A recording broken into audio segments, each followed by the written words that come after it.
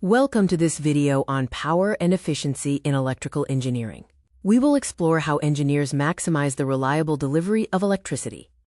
Engineers maximize system efficiency by solving three core challenges: managing core power dynamics, optimizing transmission mechanics, and integrating conversion technologies. The power law governs electrical systems, defining power as the product of voltage and current. Electrical power consists of active power, which performs useful work, and reactive power, which lowers overall efficiency and is a byproduct of inductive loads. To restore grid efficiency, engineers install capacitor banks. Capacitors are used to cancel out reactive power. Transmission over distance creates heavy power losses. Resistance in the lines generates heat, which wastes energy.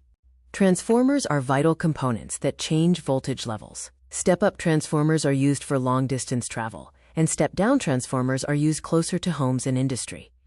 A higher voltage means a lower current, which effectively stops heat loss during transmission while keeping the total power constant. Engineers face a conversion problem, since direct current and alternating current do not mix, despite both having distinct advantages. Power electronics are necessary to convert energy. Inverters change DC into AC so that appliances receive compatible power.